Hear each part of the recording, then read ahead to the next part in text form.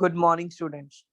ਅੱਜ ਦੀ ਕਲਾਸ ਦੇ ਵਿੱਚ ਏਂਸ਼ੀਅੰਟ ਹਿਸਟਰੀ ਦਾ ਆਪਾਂ ਨੈਕਸਟ ਟੌਪਿਕ ਸਟਾਰਟ ਕਰਨ ਲੱਗੇ ਹਾਂ, ਜਿਸ ਦਾ ਨਾਮ ਹੈ ਵੈਦਿਕ ਪੀਰੀਅਡ। ਵੇਦਾਂ ਬਾਰੇ ਤੁਸੀਂ ਸੁਣਿਆ ਹੋਊਗਾ, ਸ਼ਾਇਦ ਰਿਗਵੇਦ, ਸਾਮਵੇਦ, ਯਜੁਰਵੇਦ, ਅਥਰਵਵੇਦ, ਚਾਰ ਆਪਣੇ ਵੱਡੇ ਵੱਡੇ ਵੇਦ ਨੇ, ਜਿਨ੍ਹਾਂ ਦੇ ਵਿੱਚੋਂ ਸਭ ਤੋਂ ਵੱਡਾ ਵੇਦ ਹੈ ਜਿਹੜਾ ਉਹ ਹੈ first Veda, that is Rigveda. So ਅੱਜ ਦੀ ਕਲਾਸ ਦੇ ਵਿੱਚ ਆਪਾਂ ਵੈਦਿਕ ਪੀਰੀਅਡ ਦੇ ਨਾਲ ਜੁੜੀਆਂ ਹੋਈਆਂ ਜਿੰਨੀਆਂ ਵੀ ਗੱਲਾਂ ਨੇ ਉਹ ਸਾਰੀਆਂ ਦੀਆਂ ਸਾਰੀਆਂ ਇਸ ਕਲਾਸ ਦੇ ਵਿੱਚ ਡਿਸਕਸ ਆਪਾਂ ਕਰਾਂਗੇ। ਸੋ ਸਟਾਰਟ ਕਰਨ ਲੱਗੇ ਹਾਂ ਜੀ ਵੈਦਿਕ ਪੀਰੀਅਡ ਤੋਂ। ਜਿਸ ਤਰ੍ਹਾਂ ਕਿ ਆਪਾਂ ਪਾਸ ਨੂੰ ਆਪਣਾ ਖਰੋਦਣਾ ਸ਼ੁਰੂ ਕੀਤਾ ਸੀ, ਆਪਾਂ ਪਿਛਲੀ ਕਲਾਸ ਇੰਡਸ ਵੈਲੀ ਸਿਵਲਾਈਜੇਸ਼ਨ, ਸਿੰਧੂ ਘਾਟੀ ਦੀ ਸਭਿਅਤਾ ਬਾਰੇ ਆਪਾਂ ਜਾਣਿਆ। ਉਸੀ ਤੋਂ ਬਾਅਦ ਦੇਖੋ 1900 BC ਦੇ ਵਿੱਚ ਆਪਣੀ ਸਿੰਧੂ ਘਾਟੀ ਦੀ ਸਭਿਅਤਾ ਖਤਮ ਹੋ ਗਈ ਸੀ। ਉਸ ਤੋਂ ਕੁਝ ਸਮੇਂ ਬਾਅਦ ਵੈਦਿਕ ਕਾਲ ਹੈ ਜਿਹੜਾ ਉਹ ਸ਼ੁਰੂ ਹੋ ਗਿਆ ਸੀ। 1500 BC ਤੋਂ ਲੈ ਕੇ 1000 BC ਤੱਕ ਨੇ ਜਿਹੜੇ ਆਪਣੇ ਵੇਦ ਨੇ ਉਹ ਲਿਖੇ ਗਏ। ਵੇਦਾਂ ਨੂੰ ਦੋ ਪਾਰਟਸ ਦੇ ਵਿੱਚ ਡਿਵਾਈਡ ਕੀਤਾ ਗਿਆ, ਇੱਕ ਅਰਲੀ ਰਿਗਵੈਦਿਕ ਪੀਰੀਅਡ ਔਰ ਇੱਕ ਲੇਟਰ ਰਿਗਵੈਦਿਕ ਪੀਰੀਅਡ। ਅਰਲੀ ਰਿਗਵੈਦਿਕ ਪੀਰੀਅਡ ਦੇ ਵਿੱਚ ਕੀ ਹੋਇਆ ਅਤੇ ਲੇਟਰ ਰਿਗਵੈਦਿਕ ਪੀਰੀਅਡ ਦੇ ਵਿੱਚ ਕੀ ਹੋਇਆ, ਉਹਦੇ ਬਾਰੇ ਆਪਾਂ ਕੰਪਲੀਟ ਜਾਣਕਾਰੀ ਹੁਣ ਪ੍ਰਾਪਤ ਕਰਾਂਗੇ। ਸੋ ਸਟਾਰਟ ਕਰਨ ਲੱਗੇ ਹਾਂ ਜੀ ਅਰਲੀ ਰਿਗਵੈਦਿਕ ਪੀਰੀਅਡ ਦੇ ਵਿੱਚ ਕੀ ਹੋਇਆ। ਅਰਲੀ ਰਿਗਵੈਦਿਕ ਪੀਰੀਅਡ ਦੇ ਵਿੱਚ ਆਰੀਅਨ ਲੋਕ, ਆਰੀਅਨ ਕਮਿਊਨਿਟੀ ਦੇ ਲੋਕ ਵੱਖ-ਵੱਖ ਲਹਿਰਾਂ ਦੇ ਵਿੱਚ ਰੂਸ ਤੋਂ ਹਿੰਦੁਸਤਾਨ ਦੇ ਵਿੱਚ ਜਾਂ ਏਸ਼ੀਆ ਦੇ ਵਿੱਚ ਆਏ। ਰਸ਼ੀਆ ਤੋਂ ਏਸ਼ੀਆ ਦੇ ਵਿੱਚ ਵੱਖ-ਵੱਖ ਲਹਿਰਾਂ ਦਾ ਮਤਲਬ ਇੱਥੇ ਇਹ ਹੈ, ਪਹਿਲਾਂ ਥੋੜੇ ਜਿਹੇ ਜਾਣੇ ਆ ਗਏ, ਫਿਰ ਥੋੜੇ ਜਿਹੇ ਜਾਣੇ ਹੋਰ ਆ ਗਏ, ਫਿਰ ਕੁਛ ਜਾਣੇ ਹੋਰ ਆ ਗਏ। 1500 BC ਦੇ ਸਮੇਂ ਦੇ ਦੌਰਾਨ ਰੂਸ ਤੋਂ ਏਸ਼ੀਆ ਦੇ ਵਿੱਚ ਆਰੀਅਨ ਲੋਕਾਂ ਦਾ ਆਗਮਨ ਹੋਇਆ, ਆਰੀਅਨ ਲੋਕ ਆਣੇ ਸ਼ੁਰੂ ਹੋਏ। ਜਦੋਂ ਉਹ ਆਰੀਅਨ ਲੋਕ ਹਿੰਦੁਸਤਾਨ ਦੇ ਵਿੱਚ, ਏਸ਼ੀਆ ਦੇ ਵਿੱਚ ਹਿੰਦੁਸਤਾਨ 'ਚ ਪਹੁੰਚੇ ਨੇ, ਤਾਂ ਉਹਨਾਂ ਨੇ ਆ ਕੇ ਦੇਖਿਆ ਉਸ ਜਗ੍ਹਾ ਤੇ 7 ਦਰਿਆ ਵਹਿੰਦੇ ਸੀ। ਜਿਹੜੇ 7 ਦਰਿਆ ਵਹਿੰਦੇ ਸੀ ਉਹਨਾਂ ਨੂੰ ਦੇਖ ਕੇ ਇਹਨਾਂ ਨੇ ਉਸ ਜਗ੍ਹਾ ਦਾ ਨਾਮ ਸਪਤ ਸਿੰਧੂ ਰੱਖ ਦਿੱਤਾ। ਆਪਾਂ ਪੰਜਾਬ ਜੀਕੇ ਦੇ ਵਿੱਚ ਦੇਖਦੇ ਹਾਂ, ਪੰਜਾਬ ਜੀਕੇ ਦੇ ਵਿੱਚ ਪੰਜਾਬ ਦਾ ਸਭ ਤੋਂ ਪਹਿਲਾ ਨਾਮ ਕੀ ਸੀ? ਸਪਤ ਸਿੰਧੂ। ਇਹ ਜਿਸ ਜਗ੍ਹਾ ਤੇ ਆ ਕੇ ਇਹਨਾਂ ਨੇ ਦੇਖਿਆ ਕਿ 7 ਦਰਿਆ ਵਹਿੰਦੇ ਨੇ, ਉਸ ਜਗ੍ਹਾ ਦਾ ਨਾਮ ਸਪਤ ਸਿੰਧੂ ਰੱਖਤਾ, ਜਿਸ ਨੂੰ ਆਪਾਂ ਪੰਜਾਬ ਦਾ ਸਭ ਤੋਂ ਪਹਿਲਾ ਨਾਮ ਦੇ ਨਾਲ ਵੀ ਜਾਣਦੇ ਹਾਂ। ਉਹ 7 ਜਿਹੜੇ ਦਰਿਆ ਸੀ ਉਹ ਕਿਹੜੇ-ਕਿਹੜੇ ਸਨ, ਉਹਨਾਂ ਦੇ ਪੁਰਾਣੇ ਨਾਮ ਕਿਹੜੇ ਸਨ, ਉਹ ਇੱਥੇ ਸਾਰੀ ਦੀ ਸਾਰੀ ਇਨਫੋਰਮੇਸ਼ਨ ਡਿਟੇਲ ਦੇ ਵਿੱਚ ਲਿਖੀ ਗਈ ਹੈ। ਸਭ ਤੋਂ ਪਹਿਲਾ ਦਰਿਆ ਹੈ ਉਹਦਾ ਨਾਮ ਹੈ ਇੰਡਸ ਦਰਿਆ, ਜਿਸ ਨੂੰ ਆਪਾਂ ਸਿੰਧ ਦਰਿਆ ਦੇ ਨਾਮ ਤੋਂ ਵੀ ਜਾਣਦੇ ਹਾਂ। ਦੂਸਰਾ ਦਰਿਆ ਹੈ ਜੇਹਲਮ, ਜਿਸ ਨੂੰ ਆਪਾਂ ਬਿਤਾਸਤਾ ਦੇ ਨਾਮ ਤੋਂ ਵੀ ਜਾਣਦੇ ਹਾਂ। ਤੀਸਰਾ ਦਰਿਆ ਹੈ ਚਨਾਬ, ਜਿਸ ਨੂੰ ਆਪਾਂ ਅਸਕਣੀ ਦੇ ਨਾਮ ਤੋਂ ਵੀ ਜਾਣਦੇ ਹਾਂ। ਚੌਥਾ ਦਰਿਆ ਹੈ ਰਾਵੀ, ਜਿਸ ਨੂੰ ਆਪਾਂ ਪੁਰਸ਼ਨੀ ਦੇ ਨਾਮ ਤੋਂ ਜਾਣਦੇ ਹਾਂ। ਫਿਰ ਹੈ ਬਿਆਸ, ਜਿਸ ਨੂੰ ਆਪਾਂ ਬਿਪਾਸਾ ਦੇ ਨਾਮ ਤੋਂ ਜਾਣਦੇ ਹਾਂ। 6ਵਾਂ ਦਰਿਆ ਹੈ ਸਤਲੁਜ, ਜਿਸ ਨੂੰ ਆਪਾਂ ਸਤੁਦਰੀ ਦੇ ਨਾਮ ਤੋਂ ਵੀ ਜਾਣਦੇ ਹਾਂ। ਐਂਡ ਆਖਰੀ ਹੈ ਜੀ ਸਰਸਵਤੀ, ਜਿਸ ਨੂੰ ਆਪਾਂ ਸੁਰਸਤੀ ਦੇ ਨਾਮ ਤੋਂ ਵੀ ਜਾਣਦੇ ਹਾਂ। ਇੰਡਸ ਵੈਲੀ ਸਿਵਲਾਈਜੇਸ਼ਨ ਜੋ ਆਪਾਂ ਪੜ੍ਹੀ ਸੀ, ਉਸ ਦੇ ਵਿੱਚ ਆਪਾਂ ਕਿਹਾ ਸੀ ਕਿ ਸਿੰਧ ਦਰਿਆ ਤੋਂ ਲੈ ਕੇ ਘੱਗਰ ਦਰਿਆ ਤੱਕ ਦਾ ਜੋ ਏਰੀਆ ਹੈ ਉਸਨੂੰ ਇੰਡਸ ਵੈਲੀ ਸਿਵਲਾਈਜੇਸ਼ਨ ਕਿਹਾ ਜਾਂਦਾ ਹੈ। ਜੋ ਘੱਗਰ ਦਰਿਆ ਹੈ ਉਹ ਸਰਸਵਤੀ ਦਾ ਹੀ ਅੰਸ਼ ਹੈ, ਇਸ ਕਰਕੇ ਇੰਡਸ ਵੈਲੀ ਸਿਵਲਾਈਜੇਸ਼ਨ ਦੇ ਵਿੱਚ ਸਿੰਧ ਦਰਿਆ ਤੋਂ ਲੈ ਕੇ ਘੱਗਰ ਦਰਿਆ ਤੱਕ ਦਾ ਜੋ ਸਾਰੇ ਦਾ ਸਾਰਾ ਏਰੀਆ ਹੈ ਉਹ ਇੰਡਸ ਵੈਲੀ ਸਿਵਲਾਈਜੇਸ਼ਨ ਏਰੀਆ ਕਿਹਾ ਜਾਂਦਾ ਹੈ। ਸੋ ਜਦੋਂ ਆਰੀਅਨ ਲੋਕ ਅਰਲੀ ਰਿਗਵੈਦਿਕ ਪੀਰੀਅਡ ਦੇ ਵਿੱਚ ਏਸ਼ੀਆ ਦੇ ਵਿੱਚ ਆਏ ਨੇ, ਹਿੰਦੁਸਤਾਨ ਦੇ ਵਿੱਚ ਆਏ ਨੇ, ਤਾਂ ਉਹਨਾਂ ਨੇ ਇੱਥੇ 7 ਦਰਿਆ ਵਗਦੇ ਦੇਖੇ, ਜਿਨ੍ਹਾਂ ਦੇ ਨਾਮ modern names and old names ਇੱਥੇ ਮੈਂ ਆਲਰੇਡੀ ਤੁਹਾਨੂੰ ਦੱਸ ਚੁੱਕਿਆ। ਇਹ ਲੋਕ ਇੱਥੇ ਆ ਕੇ ਵਸਣਾ ਸ਼ੁਰੂ ਕੀਤਾ ਇਹਨਾਂ ਨੇ, ਇਸ ਕਰਕੇ ਇਹਨਾਂ ਨੂੰ ਸਪਤ ਸਿੰਧੂ ਵੀ ਕਿਹਾ ਜਾਂਦਾ ਹੈ ਇਸ ਜਗ੍ਹਾ ਨੂੰ। ਐਂਡ ਇਹਨਾਂ ਦੇ ਆਪਾਂ ਜੀਵਨ ਬਾਰੇ ਥੋੜਾ ਜਿਹਾ ਦੇਖਦੇ ਹਾਂ ਕਿ ਇਹ ਲੋਕ ਕਿਸ ਤਰ੍ਹਾਂ ਦੀ ਲਾਈਫ ਬਤੀਤ ਕਰਦੇ ਸੀ। ਜਿਹੜੇ ਲੋਕ ਸੀਗੇ ਇਹ ਬੇਸਿਕਲੀ ਪਸ਼ੂ ਪਾਲਣ ਕਰਦੇ ਸੀ, ਐਂਡ ਇਹਨਾਂ ਦਾ ਜਿਹੜਾ ਦੂਜਾ ਮੁੱਖ ਕਿੱਤਾ ਸੀ ਉਹ ਐਗਰੀਕਲਚਰ ਸੀ। ਇਹ ਮੇਲ ਡੋਮੀਨੇਟਡ ਸੋਸਾਇਟੀ ਸੀ, ਯਾਨੀ ਕਿ ਇੱਥੇ ਫੀਮੇਲਸ ਨੂੰ ਪੈਰ ਦੀ ਜੁੱਤੀ ਸਮਝਿਆ ਜਾਂਦਾ ਸੀ, ਯਾਨੀ ਕਿ ਫੀਮੇਲਸ ਦੀ ਕੋਈ ਇੰਪੋਰਟੈਂਸ ਨਹੀਂ ਸੀ। ਘੋੜਿਆਂ ਦੀ ਹੈਲਪ ਦੇ ਨਾਲ ਇਹ ਇੱਕ ਜਗ੍ਹਾ ਤੋਂ ਦੂਜੀ ਜਗ੍ਹਾ ਦੇ ਵਿੱਚ ਟਰੈਵਲ ਕਰਦੇ ਸੀ। ਆਰੀਅਨ ਲੋਕ ਰੂਸ ਤੋਂ ਘੋੜਿਆਂ ਤੇ ਏਸ਼ੀਆ ਦੇ ਵਿੱਚ ਆਏ ਸੀ, ਇਸ ਕਰਕੇ ਘੋੜਾ ਬਹੁਤ ਜ਼ਿਆਦਾ ਇੰਪੋਰਟੈਂਟ ਰੋਲ ਪਲੇ ਕਰਦਾ ਸੀ। 60,000 ਤੋਂ ਵੀ ਜ਼ਿਆਦਾ ਜਿਹੜੀਆਂ ਹੱਡੀਆਂ ਮਿਲੀਆਂ ਨੇ ਘੋੜਿਆਂ ਦੀਆਂ, ਉਹ 3000 BC ਦੇ ਟਾਈਮ ਦੇ ਦੌਰਾਨ ਮਿਲੀਆਂ ਸੀਗੀਆਂ। ਦੇਖੋ ਆਪਣੇ ਜਿਹੜੇ ਆਰੀਅਨ ਲੋਕ ਨੇ ਇਹ ਤਾਂ 1500 BC ਚ ਆਏ ਨੇ, ਉਦੋਂ ਪਹਿਲਾਂ ਵੀ 3000 BC ਦੇ ਵਿੱਚ 60,000 ਘੋੜਿਆਂ ਦੀਆਂ ਹੱਡੀਆਂ ਮਿਲ ਚੁੱਕੀਆਂ ਸੀਗੀਆਂ। ਇਟ ਮੀਨਸ ਉਸ ਜ਼ਮਾਨੇ ਦੇ ਵਿੱਚ ਘੋੜਿਆਂ ਦੀ ਬਹੁਤ ਜ਼ਿਆਦਾ ਇੰਪੋਰਟੈਂਸ ਸੀ, ਘੋੜੇ ਹੁੰਦੇ ਸੀ। ਇਹਨਾਂ ਨੂੰ ਕੋਈ ਜ਼ਿਆਦਾ ਵੈਪਨਸ ਦੀ ਨੌਲੇਜ ਨਹੀਂ ਸੀਗੀ। ਤਕਰੀਬਨ ਇਹਨਾਂ ਕੋਲੇ ਜਿਹੜੀਆਂ ਔਜ਼ਾਰ ਹੁੰਦੇ ਸੀ ਉਹ ਸਵੋਰਡਸ ਯਾਨੀ ਕਿ ਤਲਵਾਰਾਂ ਹੁੰਦੀਆਂ ਸੀ, ਜਾਂ ਜਿਹੜੇ ਬ੍ਰੌਂਜ ਦੇ ਬਣੇ ਹੋਏ ਡਗਸ ਯਾਨੀ ਕਿ ਜਿਹਦੇ ਨਾਲ ਤਲਵਾਰ ਨੂੰ ਆਪਾਂ ਰੋਕ ਸਕਦੇ ਹਾਂ, ਇਹ ਇਹਨਾਂ ਦੇ ਮੇਨ ਸੀ ਜਿਹੜੇ ਉਹ ਵੈਪਨਸ ਹੋਇਆ ਕਰਦੇ ਸੀ। ਸੋ ਅਰਲੀ ਰਿਗਵੈਦਿਕ ਪੀਰੀਅਡ ਦੇ ਵਿੱਚ ਆਪਾਂ ਇਹ ਪੜ੍ਹਨਾ ਸੀ ਕਿ ਆਰੀਅਨ ਲੋਕ ਰੂਸ ਤੋਂ ਏਸ਼ੀਆ ਦੇ ਵਿੱਚ ਆਏ ਨੇ। ਉੱਥੇ ਇਹਨਾਂ ਨੇ ਆ ਕੇ ਵਸਣਾ ਸ਼ੁਰੂ ਕੀਤਾ। ਇਹਨਾਂ ਨੇ ਇੱਥੇ ਆ ਕੇ 7 ਦਰਿਆ ਦੇਖੇ ਨੇ, ਜਿਨ੍ਹਾਂ ਦੇ ਨਾਮ ਮੈਂ ਤੁਹਾਨੂੰ ਦੱਸ ਚੁੱਕਿਆ।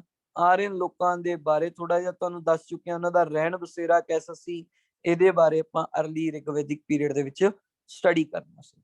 ਨਾਓ ਹੁਣ ਆਪਾਂ ਪੜ੍ਹਨ ਲੱਗੇ ਹਾਂ ਜੀ ਲੇਟਰ ਰਿਗਵੈਦਿਕ ਪੀਰੀਅਡ। ਜਿਹੜਾ ਲੇਟਰ ਰਿਗਵੈਦਿਕ ਪੀਰੀਅਡ ਹੈ ਉਸ ਦੇ ਵਿੱਚ ਕੀ ਹੈ ਜੀ, ਆਪਣੇ ਕੋਲ 4 ਤਰ੍ਹਾਂ ਦੇ ਵੇਦ ਬਣੇ। 4 ਵੇਦ ਕਿਹੜੇ ਕਿਹੜੇ ਸੀ? ਰਿਗਵੇਦ, ਸਾਮਵੇਦ, ਯਜੁਰਵੇਦ ਤੇ ਅਥਰਵਵੇਦ। ਰਿਗਵੇਦ, ਸਾਮਵੇਦ, ਯਜੁਰਵੇਦ ਤੇ ਅਥਰਵਵੇਦ। ਇਹ ਵੇਦਾਂ ਦੇ ਵਿੱਚ ਹੁੰਦਾ ਕੀ ਹੈ? ਜਿੰਨੀਆਂ ਵੀ ਭਜਨ ਹੁੰਦੇ ਨੇ ਜਾਂ ਮੰਤਰ ਹੁੰਦੇ ਨੇ, ਇਹ ਵੇਦਾਂ ਦੇ ਵਿੱਚ ਲਿਖੇ ਗਏ ਨੇ। ਇਹਨਾਂ ਨੂੰ ਆਪਾਂ ਸਮੀਤਾ ਵੀ ਬੋਲਦੇ ਹਾਂ। ਜਿੰਨੇ ਵੀ ਭਜਨ ਜਾਂ ਮੰਤਰ ਵੈਦਿਕ ਕਾਲ ਦੇ ਵਿੱਚ ਲਿਖੇ ਗਏ ਨੇ, ਉਹਨਾਂ ਨੂੰ ਆਪਾਂ ਸਮੀਤਾ ਬੋਲਦੇ ਹਾਂ। 4 ਵੇਦਾਂ ਦੇ ਵਿੱਚੋਂ ਸਭ ਤੋਂ ਪਹਿਲਾ ਵੇਦ ਹੈ ਰਿਗਵੇਦ, ਜਿਹੜਾ ਕਿ ਸਭ ਤੋਂ ਪੁਰਾਣਾ ਵੇਦ ਹੈ, ਓਲਡੈਸਟ ਵੈਦਿਕ ਟੈਕਸਟ ਹੈ, ਓਲਡੈਸਟ ਵੇਦ ਹੈ ਰਿਗਵੇਦ। ਫਿਰ ਦੂਸਰੇ ਨੰਬਰ ਤੇ ਆ ਜਾਂਦਾ ਜੀ ਸਾਮਵੇਦ। ਦੇਖੋ ਰਿਗਵੇਦ ਦੇ ਵਿੱਚ ਜਿੰਨੇ ਵੀ ਭਜਨ ਜਾਂ ਮੰਤਰ ਲਿਖੇ ਗਏ ਹਨ, ਉਹ ਸਾਰੇ ਦੇ ਸਾਰੇ ਰਿਗਵੇਦ ਵਾਲੇ ਭਜਨ ਜਾਂ ਮੰਤਰਾਂ ਨੂੰ ਮਿਊਜ਼ਿਕ ਦੇ ਵਿੱਚ ਤਬਦੀਲ ਕੀਤਾ ਗਿਆ। ਉਸ ਵੇਦ ਨੂੰ ਆਪਾਂ ਬੋਲਦੇ ਹਾਂ Samaveda. Samaveda is related to music. And ਤੀਸਰਾ ਹੈ ਯਜੁਰਵੇਦ। ਯਜੁਰਵੇਦ ਦੇ ਵਿੱਚ ਜਿੰਨੇ ਵੀ ਰੀਤੀ ਰਿਵਾਜ ਨੇ ਆਪਣੇ, ਉਹਨਾਂ ਦੇ ਨਾਲ ਸੰਬੰਧਿਤ ਹੈ ਇਹ ਵੇਦ।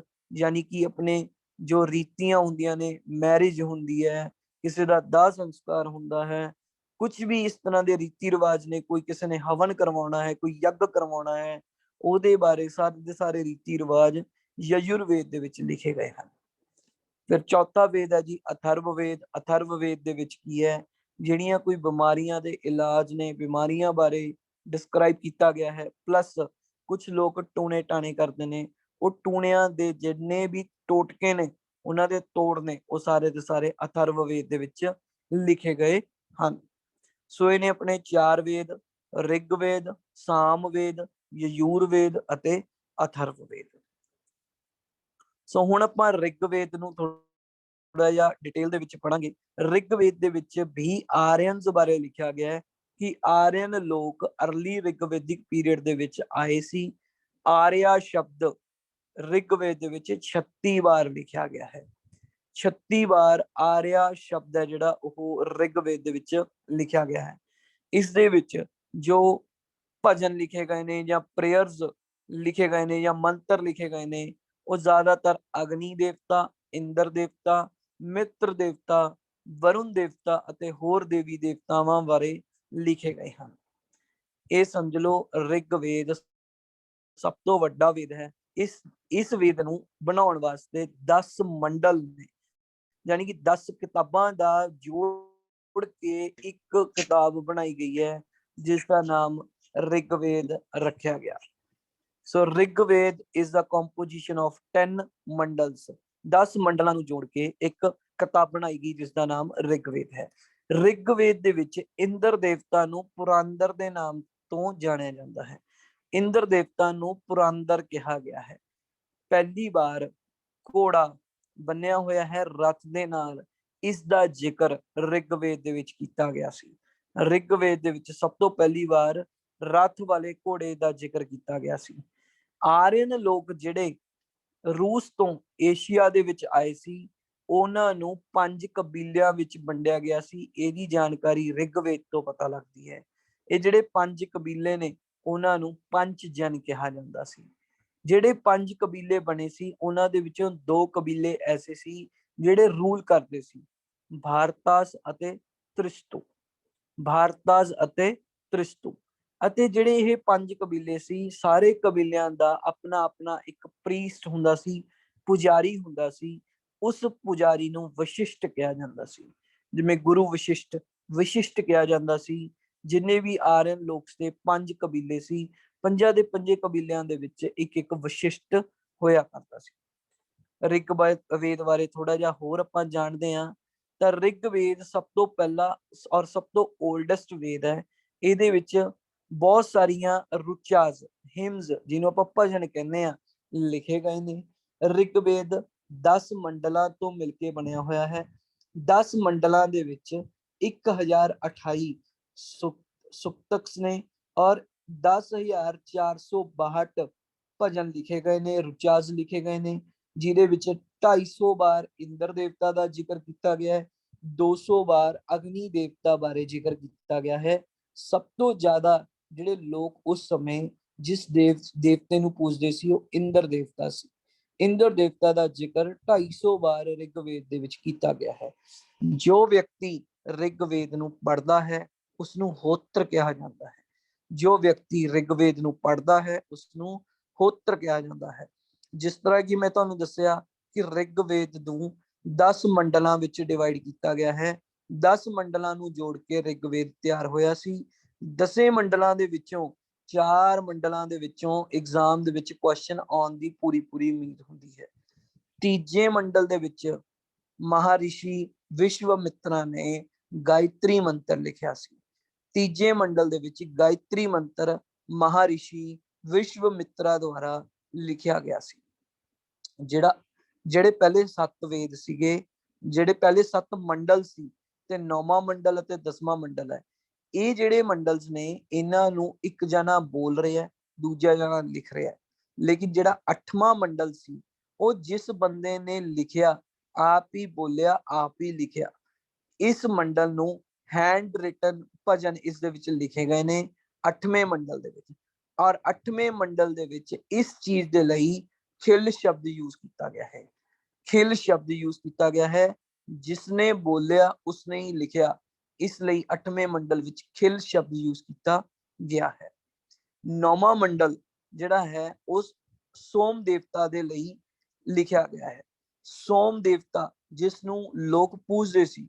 ਸੋਮ ਦੇਵਤਾ ਨੂੰ ਕਿਉਂ ਪੂਜਦੇ ਸੀ? ਕਿਉਂਕਿ ਸੋਮ ਦੇਵਤਾ ਦੀ ਪੂਜਾ ਕਰਨ ਦੇ ਨਾਲ ਜਿਹੜੀ ਵਾਤਾਵਰਨ ਦੇ ਵਿੱਚ ਪੌਦੇ ਲੱਗਦੇ ਨੇ ਉਹ ਵਧੀਆ ਲੱਗਦੇ ਨੇ ਐਂਡ ਵਨਸਪਤੀ ਤੋਂ, ਪੌਦਿਆਂ ਤੋਂ, ਵਨਸਪਤੀ ਤੋਂ ਇਹ ਸੋਮ ਰਸ ਬਣਾਇਆ ਕਰਦੇ ਸੀ। ਕਿਹਾ ਜਾਂਦਾ ਹੈ ਕਿ ਜਦੋਂ ਆਰੀਅਨ ਲੋਕ ਜਾਂ ਹੋਰ ਲੋਕ ਉਸ ਸਮੇਂ ਦੇ ਰਾਜੇ ਮਹਾਰਾਜੇ ਯੁੱਧ ਵਾਸਤੇ ਜਾਇਆ ਕਰਦੇ ਸੀ ਤਾਂ ਉਹ ਯੁੱਧ ਦੇ ਵਿੱਚ ਜਾਣ ਤੋਂ ਇੱਕ ਰਾਤ ਪਹਿਲਾਂ ਸੋਮਰਸ ਪੀਆ ਕਰਦੇ ਸੀ, ਜਿਹੜਾ ਕਿ ਇੱਕ ਤਰ੍ਹਾਂ ਦਾ એનર્ਜੀ ਡਰਿੰਕ ਸੀ ਉਸ ਸਮੇਂ ਦਾ। 10ਵੇਂ ਮੰਡਲ ਦੇ ਵਿੱਚ 4 ਵਰਨ ਬਾਰੇ ਪੂਰੇ ਦੀ ਪੂਰੀ ਡਿਟੇਲ ਦੇ ਵਿੱਚ ਵਿਆਖਿਆ ਕੀਤੀ ਗਈ ਹੈ। So 10th mandal is related to 4 varnas society, 4 varna society. 4 ਵਰਨ ਕਿਹੜੇ ਕਿਹੜੇ ਹਨ? ਬ੍ਰਾਹਮਣ, ਸ਼ਤਰੀਏ, ਵੈਸ਼ਯ ਅਤੇ ਸ਼ੂਦਰ। ਇਹ 4 ਵਰਨ ਨੇ ਜਿਨ੍ਹਾਂ ਨੂੰ ਲੋਕਾਂ ਨੂੰ ਉਹਨਾਂ ਦੇ ਆਕੂਪੇਸ਼ਨ ਯਾਨੀ ਕਿ ਕਿੱਤਾ ਯਾਨੀ ਕਿ ਕੰਮ ਦੇ ਅਕੋਰਡਿੰਗ 4 ਵਰਨਾਂ ਦੇ ਵਿੱਚ ਵੰਡਿਆ ਗਿਆ ਸੀ। ਸਭ ਤੋਂ ਉੱਚਾ ਵਰਨ ਕਿਹੜਾ ਮੰਨਿਆ ਜਾਂਦਾ ਸੀ? ਬ੍ਰਾਹਮਣ। ਬ੍ਰਾਹਮਣ ਉਹ ਵਰਨ ਸੀ ਜਿਹਦੇ ਵਿੱਚ ਟੀਚਰਸ ਜਾਂ ਪੁਜਾਰੀ ਆ ਜਾਂਦੇ ਸੀ। ਫਿਰ ਆਉਂਦਾ ਸ਼ਤਰੀਆ ਜੋ ਪੂਰਾ ਰਾਜ ਚਲਾਉਂਦਾ ਸੀ, ਪਲੱਸ ਲੋਕਾਂ ਦੀ ਦੇਖਭਾਲ ਕਰਦਾ ਸੀ, ਡਿਫੈਂਡ ਕਰਦਾ ਸੀ ਲੋਕਾਂ ਨੂੰ। ਫਿਰ ਆ ਜਾਂਦੇ ਨੇ ਵੈਸ਼ਯ। ਵੈਸ਼ਯ ਦੇ ਵਿੱਚ ਕੀ ਆ ਜਾਂਦੇ ਨੇ? ਜੋ ਵਪਾਰੀ ਲੋਕ ਨੇ, ਟ੍ਰੇਡਰਸ ਨੇ, ਮਰਚੈਂਟਸ ਨੇ, ਉਹ ਵੈਸ਼ਯ ਦੇ ਵਿੱਚ ਆ ਜਾਂਦੇ ਸੀ। ਐਂਡ ਚੌਥਾ ਹੈ ਸ਼ੂਦਰ। ਸ਼ੂਦਰ ਦੇ ਵਿੱਚ ਲੇਬਰ ਕਲਾਸ ਜਾਂ ਜੋ ਕਲਾਕਾਰ ਹੁੰਦੇ ਨੇ ਜਾਂ ਜੋ ਸੇਵਾਦਾਰ ਹੁੰਦੇ ਨੇ ਉਹ ਸ਼ੂਦਰ ਕਮਿਊਨਿਟੀ ਦੇ ਵਿੱਚ ਆ ਜਾਂਦੇ ਹਨ। ਚਾਰੇ ਦੇ ਚਾਰੇ ਵਰਨਾਂ ਦੀਆਂ ਜਿਹੜੀਆਂ ਜਿਹੜੀਆਂ ਡਿਊਟੀਆਂ ਨੇ ਉਹ ਸਾਰੀਆਂ ਦੀਆਂ ਸਾਰੀਆਂ 10ਵੇਂ ਮੰਡਲ ਦੇ ਵਿੱਚ ਇੱਕ ਧਰਮ ਸੂਤਰ ਕਰਕੇ ਇੱਕ ਚੀਜ਼ ਬਣਾਈ ਗਈ ਹੈ। ਉਹਦੇ ਵਿੱਚ ਚਾਰੇ ਦੇ ਚਾਰੇ ਵਰਨਾਂ ਦੇ ਜਿੰਨੇ ਵੀ ਲੋਕ ਨੇ ਉਹਨਾਂ ਦੇ ਕਿਹੜੀਆਂ ਕਿਹੜੀਆਂ ਡਿਊਟੀਆਂ ਨੇ ਉਹਦੇ ਵਿੱਚ ਸਾਰਾ ਕੁਝ ਮੈਂਸ਼ਨ ਕੀਤਾ ਹੋਇਆ ਹੈ।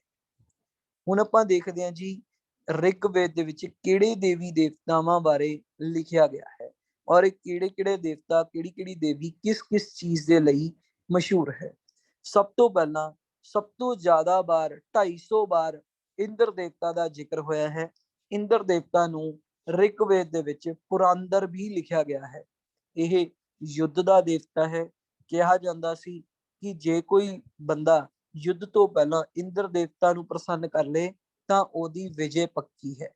ਇਸ ਨੂੰ ਵਰਖਾ ਦਾ ਦੇਵਤਾ ਜਾਂ ਲੜਾਈ ਦਾ ਦੇਵਤਾ ਵੀ ਕਿਹਾ ਜਾਂਦਾ ਸੀ। ਯੁੱਧ ਦਾ ਦੇਵਤਾ ਕਿਹਾ ਜਾਂਦਾ ਸੀ। ਵਿਕਟਰੀ ਦਾ ਜਿੱਤ ਦਾ ਦੇਵਤਾ ਕਿਹਾ ਜਾਂਦਾ ਸੀ ਇੰਦਰ ਦੇਵਤਾ ਨੂੰ। ਦੂਸਰੇ ਹੈ ਜੀ ਅਗਨੀ ਦੇਵਤਾ, ਜਿਨ੍ਹਾਂ ਨੂੰ ਆਪਾਂ ਅੱਗ ਦਾ ਦੇਵਤਾ ਫਾਇਰ ਗੋਡ ਦੇ ਨਾਮ ਤੋਂ ਜਾਣਦੇ ਹਾਂ। ਫਿਰ ਹੈ ਵਰੁਣ ਦੇਵਤਾ, ਪਾਣੀ ਦਾ ਦੇਵਤਾ। ਸੋਮ ਦੇਵਤਾ, ਸੋਮਰਸ ਮੈਂ ਹੁਣੀ ਤੁਹਾਨੂੰ ਦੱਸ ਕੇ ਹਟਿਆ। ਵਨਸਪਤੀ ਜੇ ਪਲਾਂਟਸ ਹੋਣਗੇ ਤਾਂ ਉਹਨਾਂ ਤੋਂ ਸੋਮਰਸ ਤਿਆਰ ਕੀਤਾ ਜਾਊਗਾ। ਸੋ ਸੋਮ ਦੇਵਤਾ ਨੂੰ ਕਿਉਂ ਪੂਜਿਆ ਜਾਂਦਾ ਸੀ? ਤਾਂ ਕਿ ਐਟਮੋਸਫੀਅਰ ਦੇ ਵਿੱਚ এনवायरमेंट ਦੇ ਵਿੱਚ ਹਰਿਆਲੀ ਰਵੇ, ਪਲਾਂਟਸ ਨੇ ਜਿਹੜੇ ਪੌਦੇ ਨੇ ਉਹ ਲੱਗਦੇ ਰਹਿਣ। ਨੈਕਸਟ ਸੂਰਯ ਦੇਵਤਾ, ਸਨ ਦੇਵਤਾ ਹੋ ਗਿਆ। ਸਾਵਿਤਰੀ, ਜਿਹੜੀ ਰੋਸ਼ਨੀ ਆਪਾਂ ਦੇਖਦੇ ਹਾਂ ਜਿਸ ਦੇ ਨਾਲ ਆਪਾਂ ਨੂੰ ਦਿਖਦਾ ਹੈ, ਰੋਸ਼ਨੀ ਦੀ ਦੇਵੀ ਨੂੰ ਸਾਵਿਤਰੀ ਦੇਵੀ ਕਿਹਾ ਜਾਂਦਾ ਸੀ। ਫਿਰ ਹੈ ਜੀ ਪੁਸ਼ਾਨ, ਪੁਸ਼ਾਨ ਸੀ ਮੈਰਿਜ ਦਾ ਦੇਵਤਾ, ਜਿਸ ਦਾ ਵਿਆਹ ਨਹੀਂ ਹੁੰਦਾ ਸੀ ਉਹ ਇਸ ਦੇਵਤਾ ਨੂੰ ਪ੍ਰਸੰਨ ਕਰ ਲੈਂਦਾ ਸੀ, ਉਹਦਾ ਵਿਆਹ ਹੋ ਜਾਂਦਾ ਸੀ। ਫਿਰ ਹੈ ਰੁद्र ਦੇਵਤਾ। ਵੈਸੇ ਤਾਂ ਰੁद्र ਜਿਹੜਾ ਸ਼ਬਦ ਹੈ ਉਹ ਸ਼ੰਕਰ ਭਗਵਾਨ ਵਾਸਤੇ ਵਰਤਿਆ ਜਾਂਦਾ ਹੈ, ਲੇਕਿਨ ਰਿਗਵੇਦ ਦੇ ਵਿੱਚ ਰੁद्र ਦੇਵਤਾ ਯਾਨੀ ਕਿ ਜਾਨਵਰਾਂ ਦਾ ਦੇਵਤਾ ਬਾਰੇ ਜ਼ਿਕਰ ਕੀਤਾ ਗਿਆ ਹੈ। ਅਦਿਤੀ, ਸਾਰੇ ਦੇਵੀ ਦੇਵਤਿਆਂ ਦੀ ਜੋ ਮਾਤਾ ਹੈ ਉਸਨੂੰ ਅਦਿਤੀ ਕਿਹਾ ਜਾਂਦਾ ਸੀ, ਮਦਰ ਆਫ ਗॉड्स।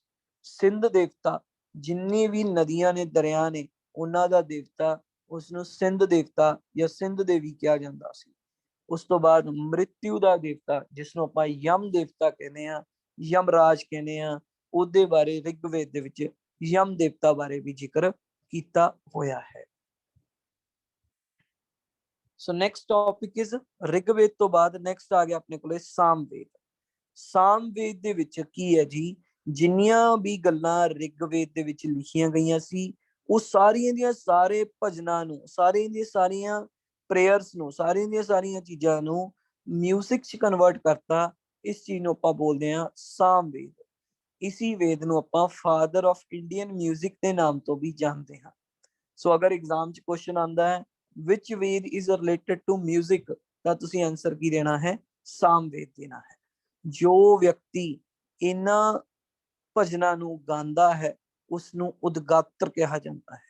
ਜੋ ਵਿਅਕਤੀ ਇਹਨਾਂ ਭਜਨਾਂ ਨੂੰ ਗਾਉਂਦਾ ਹੈ ਉਹਨਾਂ ਨੂੰ ਉਦਗਾਤਰ ਕਿਹਾ ਜਾਂਦਾ ਹੈ। ਨੈਕਸਟ ਹੈ ਜੀ ਯਜੁਰਵੇਦ। ਯਜੁਰਵੇਦ ਦੇ ਵਿੱਚ ਜਿਸ ਤਰ੍ਹਾਂ ਕਿ ਮੈਂ ਤੁਹਾਨੂੰ ਪਹਿਲਾਂ ਦੱਸਿਆ ਸੀ, ਸਾਰੇ ਦੇ ਸਾਰੇ ਰੀਤੀ ਰਿਵਾਜ ਆ ਜਾਂਦੇ ਨੇ। ਰੀਤੀ ਰਿਵਾਜ, ਕਿਸੇ ਦਾ ਵਿਆਹ ਹੈ, ਕਿਸੇ ਦੀ ਸ਼ਾਦੀ, ਕਿਸੇ ਦਾ ਮੰਗਣਾ, ਕੋਈ ਵੀ ਤਿਉਹਾਰ, ਕਿਸੇ ਨੇ ਕੋਈ ਯੱਗ ਕਰਵਾਉਣਾ ਹੈ, ਕਿਸੇ ਰਾਜੇ ਨੂੰ ਸਿੰਘਾਸਨ ਤੇ ਬਿਠਾਉਣਾ ਹੈ, ਉਹਦਾ ਰਾਜ ਅਭਿਸ਼ੇਕ ਕਰਨਾ ਹੈ, ਕਿਸੇ ਰਾਜੇ ਨੂੰ ਹਟਾਉਣਾ ਹੈ, ਉਸਦੇ ਜਿੰਨੇ ਵੀ ਰੀਤੀ ਰਿਵਾਜ ਨੇ ਉਹ ਸਾਰੇ ਦੇ ਸਾਰੇ ਯਜੁਰਵੇਦ ਦੇ ਵਿੱਚ ਲਿਖੇ ਗਏ ਹਨ। ਔਰ ਯਜੁਰਵੇਦ ਨੂੰ ਪੜਨ ਵਾਲੇ ਵਿਅਕਤੀ ਨੂੰ ਅਦਵਰਯੂ ਕਿਹਾ ਜਾਂਦਾ ਹੈ। ਅਦਵਰਯੂ ਕਿਹਾ ਜਾਂਦਾ ਹੈ ਯਜੁਰਵੇਦ ਦੇ ਰੀਡਰ ਨੂੰ। ਇਸ ਤੋਂ ਬਾਅਦ ਲਾਸਟ ਵੇਦ ਹੈ ਜੀ ਅਥਰਵ। ਅਥਰਵ ਵੇਦ ਜਿਹੜਾ ਹੈ ਅਥਰਵਾ ਰਿਸ਼ੀ ਦੁਆਰਾ ਲਿਖਿਆ ਗਿਆ ਸੀ। ਇਸ ਦੇ ਵਿੱਚ ਕੋਈ ਵੀ ਬਿਮਾਰੀ ਹੈ ਉਸ ਦਾ ਇਲਾਜ ਲਿਖਿਆ ਗਿਆ ਹੈ। ਤੰਤਰ ਮੰਤਰ ਵਿਦਿਆ ਇਸ ਦੇ ਵਿੱਚ ਮੈਂਸ਼ਨ ਕੀਤੀ ਗਈ ਹੈ। ਜਿੰਨੇ ਵੀ ਜਾਦੂ ਟੂਣੇ ਹੁੰਦੇ ਨੇ ਉਹਨਾਂ ਦੇ ਟੋਟਕੇ ਇਸ ਦੇ ਵਿੱਚ ਮੈਂਸ਼ਨ ਕੀਤੇ ਗਏ ਹਨ। ਕੋਈ ਵੀ ਜਾਦੂਗਰ ਜਾਦੂ ਕਰਦਾ ਹੈ ਜਾਂ ਕੋਈ ਕਿਸੇ ਦੇ ਉੱਤੇ ਕੋਈ ਟੂਣਾ ਮਾਣਾ ਕਰਵਾ ਦਿੰਦਾ ਹੈ, ਉਹ ਸਾਰੀਆਂ ਦੀਆਂ ਸਾਰੀਆਂ ਚੀਜ਼ਾਂ ਦੇ ਟੋਟਕੇ ਇਸ ਦੇ ਵਿੱਚ ਲਿਖੇ ਗਏ ਹਨ। ਔਰ ਇੱਕ ਚੀਜ਼ ਹੋਰ, ਇਸ ਵੇਦ ਦੇ ਵਿੱਚ ਜੋ ਲੜਕੀ ਦਾ ਜਨਮ ਹੈ ਉਸ ਨੂੰ ਬਹੁਤ ਘਟੀਆ ਮੰਨਿਆ ਗਿਆ ਹੈ, ਬਹੁਤ ਮਾੜਾ ਮੰਨਿਆ ਗਿਆ ਹੈ ਕਿ ਗਰਲ ਚਾਈਲਡ ਦਾ ਜਿਹੜਾ ਬਰਥ ਹੈ ਉਸ ਦੀ ਜਿਹੜੀ ਛਵੀ ਹੈ ਉਹ ਬਹੁਤ ਗਲਤ ਦਿਖਾਈ ਗਈ ਹੈ। ਜੋ ਚਾਰੋਂ ਵੇਦਾਂ ਤੋਂ ਬਾਅਦ ਨੈਕਸਟ ਆਪਣਾ ਟੌਪਿਕ ਜਿਹੜਾ ਆ ਜਾਂਦਾ ਹੈ ਜੀ, ਉਹ ਹੈ ਉਪਵੇਦ। ਜਿਸ ਤਰ੍ਹਾਂ ਆਪਣੇ ਚਾਰ ਵੇਦ ਨੇ, ਚਾਰਾਂ ਵੇਦਾਂ ਤੋਂ ਬਾਅਦ 5 ਉਪਵੇਦ ਬਣਾਏ ਗਏ। ਉਪਵੇਦ ਕਿਹੜੇ ਕਿਹੜੇ ਹਨ? ਆਯੁਰਵੇਦ, ਧਨੁਰਵੇਦ, ਗੰਧਰਵ ਵੇਦ, ਸ਼ਿਲਪ ਵੇਦ ਤੇ ਅਰਥਵੇਦ। ਹੁਣ ਆਪਾਂ ਇੱਕ ਇੱਕ ਕਰਕੇ ਉਪਵੇਦਾਂ ਨੂੰ ਡਿਟੇਲ ਦੇ ਵਿੱਚ ਸਟੱਡੀ ਕਰਾਂਗੇ। ਸਭ ਤੋਂ ਪਹਿਲਾ ਹੈ ਜੀ ਆਯੁਰਵੇਦ। ਆਯੁਰਵੇਦ ਦਾ ਨਾਮ ਤੁਸੀਂ ਸਭ ਨੇ ਸੁਣਿਆ ਹੋਵੇਗਾ। ਇਹ ਜ਼ਿੰਦਗੀ ਅਤੇ ਮੈਡੀਸਨ, ਦਵਾਈਆਂ ਦੇ ਨਾਲ ਸੰਬੰਧਿਤ ਹੈ। ਲਾਰਡ ਧਨਵੰਤਰੀ, ਧਨਵੰਤਰੀ ਨਾਮ ਦਾ ਦੇਵਤਾ ਸੀ, ਬੰਦਾ ਸੀ, ਜਿਸ ਨੇ ਆਯੁਰਵੇਦ ਦੀ ਖੋਜ ਕੀਤੀ ਸੀ। ਇਹਦੇ ਵਿੱਚ ਦੇਖੋ ਪਤੰਜਲੀ ਦਾ ਨਾਮ ਤੁਸੀਂ ਸੁਣਿਆ ਹੋਵੇਗਾ। ਪਤੰਜਲੀ ਨੇ ਵੀ ਆਯੁਰਵੇਦ ਦੇ ਉੱਤੇ ਇੱਕ ਕਿਤਾਬ ਲਿਖੀ ਹੈ, ਟੈਕਸਟ ਲਿਖਿਆ ਹੈ ਪਤੰਜਲੀ ਨੇ। So Ayurveda is related to medicines and lord Dhanvantari ਨੇ ਆਯੁਰਵੇਦ ਦੀ ਡਿਸਕਵਰੀ ਕੀਤੀ ਸੀ। ਨੈਕਸਟ ਹੈ ਜੀ ਧਨੁਰਵੇਦ। ਧਨੁਰਵੇਦ ਨਾਮ ਤੋਂ ਹੀ ਕਲੀਅਰ ਹੁੰਦਾ ਹੈ ਕਿ ਇਸ ਦੇ ਵਿੱਚ ਜਿਹੜੇ ਲੋਕ ਯੁੱਧ ਦੇ ਮੈਦਾਨ ਤੋਂ ਪਹਿਲਾਂ ਆਪਣੀ ਟ੍ਰੇਨਿੰਗ ਕਰਦੇ ਸੀ, ਆਪਣੇ ਆਪ ਨੂੰ ਯੁੱਧ ਦੇ ਕਾਬਿਲ ਬਣਾਉਂਦੇ ਸੀ, ਤਾਂ ਕਿ ਲੋਕਾਂ ਦੀ ਉਹ ਸੇਵਾ ਕਰ ਸਕਣ, ਆਪਣੇ ਰਾਜ ਪਾਠ ਨੂੰ ਦੂਸਰੇ ਰਾਜਿਆਂ ਤੋਂ ਹਾਰਨ ਤੋਂ ਜਾਂ ਜਿੱਤਣ ਤੋਂ ਬਚਾ ਸਕਣ। ਇਸ ਵਿਦਿਆ ਨੂੰ ਆਪਾਂ ਧਨੁਰਵੇਦ ਕਿਹਾ ਜਾਂਦਾ ਹੈ। ਇਸ ਦੇ ਵਿੱਚ ਹਰ ਤਰ੍ਹਾਂ ਦੇ ਜਿਹੜੇ ਔਜ਼ਾਰ ਨੇ, ਉਹਨਾਂ ਨੂੰ ਚਲਾਉਣ ਦੀ ਜਿਹੜੀ ਐਜੂਕੇਸ਼ਨ ਹੈ ਉਹ ਦਿੱਤੀ ਗਈ ਹੁੰਦੀ ਹੈ। ਤੁਸੀਂ ਦੇਖਿਆ ਹੋਊਗਾ ਰਮਾਇਣ ਮਹਾਭਾਰਤਾਂ ਦੇ ਵਿੱਚ ਜਿਹੜੇ ਯੁੱਧ ਹੋਏ ਨੇ, ਉਸ ਤੋਂ ਪਹਿਲਾਂ ਅਰਜੁਨ ਨੇ, ਕਰਨ ਨੇ, ਭੀਮ ਨੇ ਜਿਹੜੀ ਟ੍ਰੇਨਿੰਗ ਲਿੱਤੀ ਸੀਗੀ, ਜਾਂ ਰਾਮਚੰਦਰ ਜੀ ਨੇ ਟ੍ਰੇਨਿੰਗ ਲਿੱਤੀ ਸੀ, ਉਸ ਨੂੰ ਆਪਾਂ ਧਨੁਰਵਿਦਿਆ, ਧਨੁਰਵੇਦ ਦੇ ਵਿੱਚ ਮੰਨਦੇ ਹਾਂ। ਨੈਕਸਟ ਹੈ ਜੀ ਗੰਧਰਵ ਵੇਦ। ਸਾਮਵੇਦ ਤੋਂ ਹੀ ਇਹ ਗੰਧਰਵ ਉਪਵੇਦ ਬਣਾਇਆ ਗਿਆ ਹੈ। ਇਹ ਵੀ ਮਿਊਜ਼ਿਕ ਦੇ ਨਾਲ ਹੀ ਰਿਲੇਟਡ ਹੈ। ਨੈਕਸਟ ਹੈ ਜੀ ਸ਼ਿਲਪ ਵੇਦ। ਸ਼ਿਲਪ ਵੇਦ ਦੇ ਵਿੱਚ ਕੀ ਹੈ? ਕਲਾਕਾਰੀ, ਜਿਹੜੀ ਚਿੱਤਰਕਾਰੀ ਜਾਂ ਕੋਈ ਮੂਰਤੀ ਬਣਾਤੀ ਕਿਸੇ ਨੇ, ਕੋਈ ਕਿਸੇ ਵੀ ਤਰ੍ਹਾਂ ਦੀ ਇਮਾਰਤ ਬਣਾਤੀ, ਉਸ ਨੂੰ ਸ਼ਿਲਪਕਾਰ ਕਿਹਾ ਜਾਂਦਾ ਸੀ। ਸ਼ਿਲਪ ਵੇਦ ਦੇ ਵਿੱਚ ਸ਼ਿਲਪਕਾਰ ਦੇ ਬਾਰੇ ਲਿਖਿਆ ਗਿਆ। ਲਾਸਟ ਉਪਵੇਦ ਹੈ ਜੀ ਅਰਥਵੇਦ। ਅਰਥਵੇਦ ਅਥਰਵ ਵੇਦ ਦੇ ਵਿੱਚੋਂ ਹੀ ਲਿਆ ਗਿਆ ਹੈ। ਜਿਸ ਤਰ੍ਹਾਂ ਕਿ ਆਪਾਂ ਅਥਰਵ ਵੇਦ ਬਾਰੇ ਪੜ੍ਹਿਆ ਹੈ ਆਲਰੇਡੀ, ਕਿ ਅਥਰਵ ਵੇਦ ਦੇ ਵਿੱਚ ਆਪਾਂ ਨੇ ਸਾਰੀਆਂ ਦੇ ਸਾਰੀਆਂ ਬਿਮਾਰੀਆਂ ਦੇ ਇਲਾਜ, ਟੂਣੇ ਟੋਟਕਿਆਂ ਦੇ ਇਲਾਜ, ਜਾਦੂ ਮੰਤਰਾਂ ਬਾਰੇ ਲਿਖਿਆ ਗਿਆ ਹੈ, ਜਿਸ ਦੇ ਵਿੱਚ ਕੁੜੀਆਂ ਦੇ ਜਨਮ ਨੂੰ ਬਹੁਤ ਮਾੜਾ ਦਿਖਾਇਆ ਗਿਆ ਹੈ। ਤੋਂ ਅਥਰਵ ਵੇਦ ਦੇ ਵਿੱਚੋਂ ਹੀ ਅਰਥਵੇਦ ਲਿੱਤਾ ਗਿਆ ਹੈ। ਚਣਕਿਆ ਨੇ ਅਰਥਵੇਦ ਦੇ ਵਿੱਚ ਅਰਥ ਸ਼ਾਸਤਰ ਬਾਰੇ ਲਿਖਿਆ ਹੈ। ਅਰਥ ਸ਼ਾਸਤਰ ਚਣਕਿਆ ਨੇ ਅਰਥਵੇਦ ਦੇ ਵਿੱਚ ਲਿਖਿਆ ਹੈ। ਸੋ ਇਹ ਸੀਗੇ ਆਪਣੇ 5 ਉਪਵੇਦ। 5 ਉਪਵੇਦਾਂ ਤੋਂ ਬਾਅਦ ਨੈਕਸਟ ਆਪਣਾ ਟੌਪਿਕ ਆਉਂਦਾ ਹੈ ਜੀ ਵਿਦਾਂਗਾਸ, ਜਿਨ੍ਹਾਂ ਨੂੰ ਆਪਾਂ ਲਿਟਰੇਚਰ ਕਹਿੰਦੇ ਆ ਜਾਂ ਸੂਤਰ ਲਿਟਰੇਚਰ ਬੋਲਦੇ ਆ। ਵੇਦਾਂ ਨੂੰ ਹੋਰ ਚੰਗੀ ਤਰ੍ਹਾਂ, ਵਧੇਰੇ ਚੰਗੀ ਤਰ੍ਹਾਂ ਸਮਝਣ ਵਾਸਤੇ 6 ਵਿਦਾਂਗਾਸ ਬਣਾਏ ਗਏ। 6 ਵਿਦਾਂਗਾਸ ਦੇ ਵਿੱਚ ਕੀ ਆਉਂਦਾ? ਸਭ ਤੋਂ ਪਹਿਲਾਂ ਸਿੱਖਿਆ, ਜਿਸ ਨੂੰ ਆਪਾਂ ਫੈਨੋਟਿਕਸ ਵੀ ਬੋਲਦੇ ਆ, ਪ੍ਰੋਨਾਊਂਸਡ। ਦੇਖੋ ਜੀ, ਜਿਹੜੇ ਵੀ ਇਹਦੇ ਵਿੱਚ ਸਾਰੇ ਦੇ ਸਾਰੇ ਭਜਨ ਲਿਖੇ ਗਏ ਨੇ, ਸਾਰੀਆਂ ਸਾਰੀਆਂ ਗੱਲਾਂ ਲਿਖੀਆਂ ਗਈਆਂ ਨੇ, ਉਹਨਾਂ ਨੂੰ ਬੋਲਣਾ ਕਿਵੇਂ ਹੈ, ਉਹਨਾਂ ਨੂੰ ਉਚਾਰਨਾ ਕਿਵੇਂ ਹੈ, ਉਸ ਪੂਰੀ ਦੀ ਪੂਰੀ ਨੌਲੇਜ ਨੂੰ ਆਪਾਂ ਸਿੱਖਿਆ ਬੋਲਦੇ ਆ ਜਾਂ ਫੈਨੋਟਿਕਸ ਬੋਲਦੇ ਆ। ਦੂਸਰੀ ਚੀਜ਼, ਜਿਹੜੇ ਰੀਤੀ ਰਿਵਾਜ ਨੇ, ਜਿਹੜੇ ਰੀਤੀ ਰਿਵਾਜ ਕਿਸ ਢੰਗ ਨਾਲ ਕੀਤੇ ਜਾਣਗੇ, ਕੋਈ ਵੀ ਸੈਰੇਮਨੀ ਕਿਸ ਤਰ੍ਹਾਂ ਕੀਤੀ ਜਾਊਗੀ, ਉਸ ਵਿਦਾਂਗਾ ਨੂੰ ਕਲਪ ਵਿਦਾਂਗਾ ਕਿਹਾ ਜਾਂਦਾ ਹੈ। ਤੀਸਰੀ ਚੀਜ਼, ਵਿਆਕਰਨ ਦੇ ਸ਼ਬਦ, ਜਿੰਨੇ ਵੀ ਰੂਲਸ ਨੇ, ਗ੍ਰਾਮਰ ਦੇ ਰੂਲਸ ਨੇ, ਉਹ ਸਾਰੇ ਦੇ ਸਾਰੇ ਵਿਆਕਰਨ ਵਿਦਾਂਗਾ ਦੇ ਵਿੱਚ ਲਿਖੇ ਗਏ ਹਨ। ਜਿਹੜਾ ਆਪਾਂ past tense, future tense, present tense ਪੜ੍ਹਦੇ ਆ, ਇਜ਼, ਐਮ, ਆਰ, ਵਾਜ਼, ਵਰਗ, ਇਹ ਸਾਰੀਆਂ ਦੀਆਂ ਸਾਰੀਆਂ ਚੀਜ਼ਾਂ, ਜਿੰਨੇ ਵੀ ਗ੍ਰਾਮਰ ਦੇ ਰੂਲ ਨੇ, ਉਹ ਵਿਆਕਰਨ ਦੇ ਵਿੱਚ ਲਿਖੇ ਗਏ ਹਨ। ਵਿਆਕਰਨ ਤੀਜਾ ਵਿਦਾਂਗ ਹੈ। ਚੌਥਾ ਹੈ ਜੀ ਨਿਰੁਕਤ। ਨਿਰੁਕਤ ਯਾਨੀ ਕਿ ਜਿੰਨੇ ਵੀ ਸ਼ਬਦ ਹਨ, ਉਹਨਾਂ ਦਾ origin ਕਿਵੇਂ ਹੋਇਆ। ਆਪਾਂ ਨੇ ਪੜ੍ਹੇ ਸੀਗੇ ਵਰਡਸ ਕਿਸ ਤਰ੍ਹਾਂ ਬਣੇ ਨੇ, ਪੰਜਾਬੀ ਦੀ ਕਲਾਸ ਦੇ ਵਿੱਚ ਆਪਾਂ ਪੜ੍ਹੇ ਸੀ। ਸੋ ਜਿੰਨੇ ਵੀ ਵਰਡਸ ਦਾ origin ਕਿਸ ਤਰ੍ਹਾਂ ਹੋਇਆ ਹੈ, ਕਿਸ ਤਰ੍ਹਾਂ ਦੁੱਤ ਅੱਖਰ ਬਣੇ ਸੀ, ਕਿਸ ਤਰ੍ਹਾਂ ਸਵਰ ਬਣੇ ਸੀ, ਕਿਸ ਤਰ੍ਹਾਂ ਵਿਅੰਜਨ ਬਣੇ ਸੀ, ਉਹ ਸਾਰੀ ਦੀ ਸਾਰੀ ਇਨਫੋਰਮੇਸ਼ਨ ਨਿਰੁਕਤ ਦੇ ਵਿੱਚ ਲਿਖੀ ਗਈ ਹੈ। ਨੈਕਸਟ ਹੈ ਜੀ ਛੰਦ।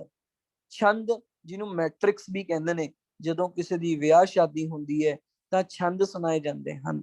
ਤਾਂ ਉਹ ਜਿਹੜਾ ਅਲਾਰਮਿੰਗ ਜਾਂ ਆਪਾਂ ਕਹਿੰਦੇ ਆ ਚਾਰਮਿੰਗ ਮਿਊਜ਼ਿਕ ਹੁੰਦਾ ਹੈ, ਜਿਉਂ ਕਿਸੇ ਨੇ ਕਿਸੇ ਨੂੰ ਕੋਈ ਮਤਲਬ ਕਿਸੇ ਦੇ ਉੱਤੇ ਕਮੈਂਟ ਕਰਤਾ, ਵਧੀਆ ਕਮੈਂਟ, ਜਾਂ ਕਿਸੇ ਨੇ ਕੋਈ ਵਧੀਆ ਗੱਲ ਕਹਿਤੀ, ਜਿਨੇ ਛੰਦ ਨੇ, ਉਹ ਸਾਰੇ ਦੇ ਸਾਰੇ ਇਸ ਵਿਦਾਂਗ ਦੇ ਵਿੱਚ ਲਿਖੇ ਗਏ ਹਨ।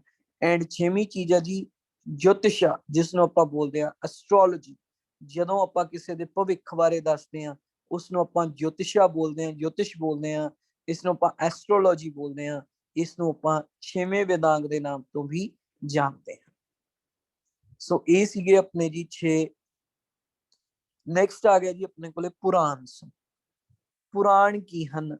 ਜਿੰਨੀਆਂ ਵੀ ਇੰਡੀਅਨ ਹਿਸਟੋਰੀਕਲ ਸਟੋਰੀਜ਼ ਨੇ, ਕੋਈ ਵੀ ਸਟੋਰੀ ਹੈ, ਜਿੰਨੀਆਂ ਵੀ, ਚਾਹੇ ਉਹ ਸਟੋਰੀ ਕਿਸੇ ਨੇ ਆਪਣੇ ਅੱਖੀ ਦੇਖ ਕੇ ਆਪ ਆਪਣੇ ਹੱਥੀਂ ਲਿਖੀ ਹੋਵੇ, ਜਾਂ ਕਿਸੇ ਦੀ ਕਲਪਨਾ ਦੇ ਨਾਲ ਲਿਖੀ ਹੋਈ ਸਟੋਰੀ ਹੈ, ਉਹ ਸਾਰੀ ਦੀਆਂ ਸਾਰੀਆਂ ਸਟੋਰੀਜ਼ ਨੂੰ ਲਿਖਿਆ ਗਿਆ ਹੈ ਸੰਸਕ੍ਰਿਤ ਭਾਸ਼ਾ ਦੇ ਵਿੱਚ। ਇਹ ਜਿਹੜਾ ਲਿਖਿਆ ਗਿਆ ਸੀ, ਪੁਰਾਣਸ ਲਿਖੇ ਗਏ ਸੀ, ਇਹ ਲੋਮਹਰਸ਼ ਨਾਮ ਦੇ ਵਿਅਕਤੀ ਅਤੇ ਉਸਦੇ ਪੁੱਤਰ ਉਗਰ ਸ਼ਵਰਾ ਨਾਮ ਦੇ ਬੰਦੇ ਦੁਆਰਾ ਲਿਖੇ ਗਏ ਸੀ। ਜਿਹੜੇ ਵਿਅਕਤੀ ਇਸ ਪੁਰਾਣਾਂ ਨੂੰ ਪੜ੍ਹਦੇ ਨੇ, ਉਹਨਾਂ ਨੂੰ ਪੁਜਾਰੀ ਕਿਹਾ ਜਾਂਦਾ ਹੈ। ਔਰਤਾਂ ਅਤੇ ਸ਼ੂਦਰਾਂ ਨੂੰ ਪੁਰਾਣ ਪੜ੍ਹਨ ਦੀ ਇਜਾਜ਼ਤ ਨਹੀਂ ਦਿੱਤੀ ਗਈ ਹੈ। ਔਰਤਾਂ ਅਤੇ ਸ਼ੂਦਰ ਕਮਿਊਨਿਟੀ ਦੇ ਲੋਕ ਕੇਵਲ ਪੁਰਾਣਾਂ ਨੂੰ ਸੁਣ ਸਕਦੇ ਹਨ, ਸਟੋਰੀਜ਼ ਨੂੰ ਪੜ੍ਹ ਨਹੀਂ ਸਕਦੇ, ਸਿਰਫ ਸੁਣ ਸਕਦੇ ਹਨ। ਟੋਟਲ 18 ਪੁਰਾਣ ਹਨ। 18 ਪੁਰਾਣਾਂ ਦੇ ਵਿੱਚੋਂ 5 ਪੁਰਾਣ ਐਸੇ ਨੇ ਜਿਨ੍ਹਾਂ ਦੇ ਵਿੱਚ ਵੱਡੇ ਵੱਡੇ ਡਾਇਨੈਸਟੀਜ਼, ਵੰਸ਼ਾਂ ਦੇ ਬਾਰੇ ਲਿਖਿਆ ਗਿਆ ਹੈ। ਸਭ ਤੋਂ ਪਹਿਲਾਂ ਹੈ ਮਤਸਿਆ ਪੁਰਾਣ। ਮਤਸਿਆ ਪੁਰਾਣ ਦੇ ਵਿੱਚ ਆਂਧਰਾ ਡਾਇਨੈਸਟੀ, ਜਿਹਨੂੰ ਸਤਵਾਹਨ ਡਾਇਨੈਸਟੀ ਵੀ ਕਿਹਾ ਜਾਂਦਾ ਹੈ, ਆਉਣ ਵਾਲੇ ਸਮੇਂ ਦੇ ਵਿੱਚ ਆਪਾਂ ਇਹਨਾਂ ਡਾਇਨੈਸਟੀਜ਼ ਨੂੰ ਡਿਟੇਲਸ ਦੇ ਵਿੱਚ ਪੜਾਂਗੇ। ਆਂਧਰਾਸ ਡਾਇਨੈਸਟੀ, ਜਿਸ ਨੂੰ ਸਤਵਾਹਨਸ ਵੀ ਕਿਹਾ ਜਾਂਦਾ ਹੈ, ਇਹਨਾਂ ਦੀਆਂ ਜਿੰਨੀਆਂ ਵੀ ਕਹਾਣੀਆਂ ਨੇ, ਉਹ ਸਾਰੀਆਂ ਮਤਸਿਆ ਪੁਰਾਣ ਦੇ ਵਿੱਚ ਲਿਖੀਆਂ ਗਈਆਂ ਹਨ। ਮੌਰਿਆ ਕਾਲ ਦੇ ਵਿੱਚ, ਮੌਰਿਆ ਵੰਸ਼ ਦੇ ਵਿੱਚ ਜਿੰਨੀਆਂ ਵੀ ਕਹਾਣੀਆਂ ਸੀ, ਉਹ ਵਿਸ਼ਨੂੰ ਪੁਰਾਣ ਦੇ ਵਿੱਚ ਲਿਖੀਆਂ ਗਈਆਂ ਹਨ। ਗੁਪਤਾ ਵੰਸ਼ ਬਾਰੇ ਪੂਰੇ ਦਾ ਪੂਰਾ ਵਾਯੂ ਪੁਰਾਣ ਵਿੱਚ ਲਿਖਿਆ ਗਿਆ ਹੈ। ਪੁਰੂ ਵੰਸ਼ ਬਾਰੇ ਪੂਰੇ ਦਾ ਪੂਰਾ ਬ੍ਰਾਹਮਣ ਪੁਰਾਣ ਦੇ ਵਿੱਚ ਲਿਖਿਆ ਗਿਆ ਹੈ, ਔਰ ਬ੍ਰਾਹਮਣ ਪੁਰਾਣ ਨੂੰ ਮਹਾਪੁਰਾਣ ਦੇ ਨਾਮ ਤੋਂ ਵੀ ਜਾਣਿਆ ਜਾਂਦਾ ਹੈ। ਸ਼੍ਰੀ ਕ੍ਰਿਸ਼ਨ ਜੀ ਬਾਰੇ ਪੂਰੇ ਦਾ ਪੂਰਾ ਭਗਵਤ ਗੀਤਾ ਵਿੱਚ ਲਿਖਿਆ ਗਿਆ ਹੈ, ਜਿਸ ਨੂੰ ਆਪਾਂ ਭਗਵਤ ਪੁਰਾਣ ਦੇ ਨਾਮ ਤੋਂ ਵੀ ਜਾਣਦੇ ਹਾਂ।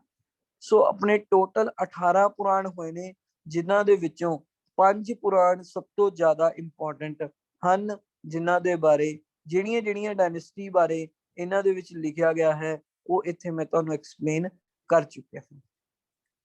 ਸੋ ਇਸ ਤੋਂ ਬਾਅਦ ਜੋ ਨੈਕਸਟ ਟੌਪਿਕ ਆਉਂਦਾ ਹੈ ਪੁਰਾਣ ਤੋਂ ਬਾਅਦ, ਦੈਟ ਇਜ਼ ਬ੍ਰਾਹਮਣ। ਬ੍ਰਾਹਮਣ ਨੂੰ ਵੇਦਾਂ ਦਾ ਹੀ ਹਿੱਸਾ ਮੰਨਿਆ ਗਿਆ ਹੈ। ਬ੍ਰਾਹਮਣ ਕੌਣ ਹੁੰਦੇ ਹਨ?